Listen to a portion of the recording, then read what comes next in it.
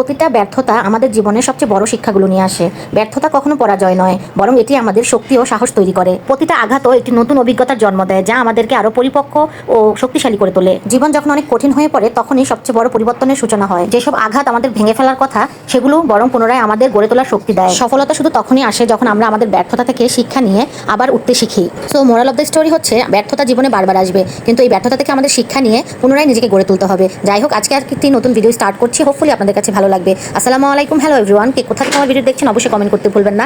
আজকে আমি রান্না করবো হচ্ছে গরু মাংস দিয়ে ভুনা খিচুড়ি, আর সাথে ডিম ভুনা, আর সাথে আমার ফেভারিট হচ্ছে রসুন আর মরিচের একটা ভর্তা তৈরি করবো। আপনাদের সাথে শেয়ার করে ফেলি কিভাবে রান্না করছি। রান্না কিভাবে করছি সেটা তো দেখতেই পাচ্ছেন, তারপরে আমি সবার সুবিধাটা একবার বলে দিচ্ছি আর কি, যেহেতু ভয়েস ওভার দিতেই হবে। তো বড় একটা পাতিল নিয়ে নিয়েছি এখানে। পাতিলের মধ্যে কিন্তু আমি সরিষার তেল দিয়ে দিয়েছি, বেশ খানিকটা পেঁয়াজ কুচি দিয়ে দিয়েছি, তারপর লবণ অ্যাড করেছি। এখন পেঁয়াজটা কিন্তু ব্রাউন কালার হওয়া পর্যন্ত একবারে ভেজে নেব। তো যখন ব্রাউন কালার হয়ে যাবে, তখন এখানে আমি আদা রসুন পেস্ট অ্যাড করে দিব। আদা রসুন পেস্ট অ্যাড করে কিছুক্ষণ ভেজে নেব। তারপর পরিমাণ মতো হলুদের গুঁড়া দিয়ে দিব, মরিচের গুঁড়া দিয়ে দিব বেশ খানিকটা, কারণ যাদের জন্য রান্না করছি তারা কিন্তু বেশ ঝালখোর ভর্তা তৈরি করবো। তারপরও খিচুড়ির মধ্যে ঝাল দিতে হবে। আর আমার খিচুড়িটা কিন্তু প্লেন পছন্দ, মানে অত ঝাল পছন্দ না, কিন্তু যাদের জন্য তৈরি করছি তারা বললাম তো ঝালখোর, সেজন্য বেশি করে ঝাল দিয়ে দিয়েছি, মানে মরিচের গুঁড়া অ্যাড করে দিয়েছি। তারপরে এগুলো দিয়ে ভালো করে মিক্স করে নিয়েছি। আর হচ্ছে আমার আম্মুর মশলা, মানে আম্মুর তৈরি করা মাংসের মশলা, সেটাও অ্যাড করে দিয়েছি। যেহেতু গরু মাংস দিয়ে রান্না করবো, সেজন্য এই মশলাটা অ্যাড করেছি। তবে যদি এমনি নর্মাল খিচুড়ি হতো, আমি কিন্তু ময় মশলা কিছুই অ্যাড করতাম না, নর্মাল যে বেসিক মশলাগুলো আছে সেগুলো দিয়ে রান্না করে ফেলতাম। তো তারপরে হচ্ছে এই মশলাগুলো ভালো করে কষিয়ে যখন তেল উপরে উঠে এসেছে, আমি গরু মাংসটা কিন্তু দিয়ে দিয়েছি। গরু মাংসটা বড় বড় পিস করা ছিল, সেটা আমি একটু ছোট ছোট করে নিয়েছি, যাতে প্রত্যেকটা বাইতে মাংস মানে দাঁতের নিচে পড়ে, তাহলে ভালো লাগবে। তো দেখেন আমার মশলা কষানোটা কত সুন্দর হয়েছে, তেল কিন্তু অলরেডি উপরে উঠে চলে এসেছে।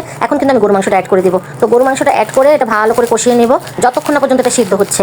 আর আমি কিন্তু আজকে খিচুড়িটা রান্নাবো ভাতের চাল দিয়ে। পোলাও চাল দিয়ে রান্না করা যেত, কিন্তু আমাদের ফ্যামিলির সবাই বেশি পছন্দ করে হচ্ছে ভাতের চাল দিয়ে, আর আমারও খুব ভালো লাগে। আর আমরা যে ভাতের চালটা খাই সেটা এমনিতে অনেক চিকন, সেজন্য খিচুড়ি রান্না করলেও বেশ ভালো লাগে। তো যাই হোক, এখন আমি হচ্ছে মাংসটা কষানোতে দিয়ে আমি কিন্তু এখন চাল আর ডাল মিক্স করে নিব। আমার কাছে শুধু মসুরির ডাল ছিল, সেজন্য এই ডালটা দিয়েছি। অন্যান্য ডাল থাকলে সেটাও মিক্স করতাম, কিন্তু ছিল না দেখে শুধু মসুরির ডাল দিয়ে চালিয়ে দিলাম। তো চাল আর মসুরির ডাল একসাথে মিক্স করে আমি কিন্তু ধুয়ে রেখে দিয়েছি পানি ঝরানোর জন্য। আর এখানে কিন্তু মাংসটা আমার প্রায় কষানো শেষ। এখন আমি গরম পানি ঝোল অ্যাড করে দিয়েছি। গরম পানি ঝোল অ্যাড করার পরে মাংসটা যখন সিদ্ধ হয়ে গিয়েছে দেখেন, তখন কিন্তু আমি আমার যে চালগুলো ছিল সেগুলো অ্যাড করে দিয়েছি। চালগুলো কিন্তু আমি ভালো করে ধুয়ে পানি ঝরিয়ে তারপরে কিন্তু রেখে দিয়েছিলাম অনেকক্ষণ। তো চালগুলো অলরেডি ফুলে উঠেছে। তো এখন আমি চালগুলো মিক্স করে দিয়েছি মাংসের সাথে। তো মিক্স করার পরে এখন আমি একটু ভালো করে নেড়ে চেড়ে নিব। নেওয়ার পরে অনেকক্ষণ পরে কিন্তু আমি ঝোলের পানি অ্যাড করব।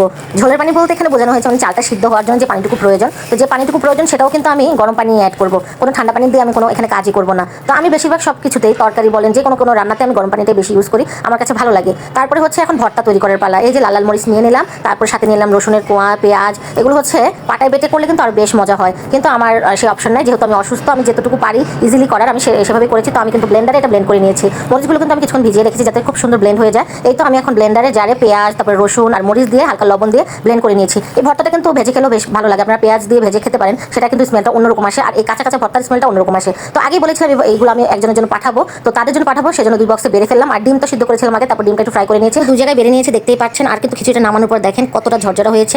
যাই হোক, আজকের ভিডিওটা কিন্তু আমার এই পর্যন্ত। আর প্রথমে যে কথাগুলো বলেছি সেগুলো কিন্তু আমার কথার সাথে কারা কারা একমত কমেন্ট করতে ভুলবেন না। আজকের ভিডিওটা আমার এই পর্যন্ত। সবাই আমার ভিডিওগুলো যদি ভালো লাগে বেশি বেশি করে লাইক, কমেন্ট, শেয়ার করে দিবেন। Thank you everyone for watching my video, and wait for my next video. আল্লাহ হাফেজ।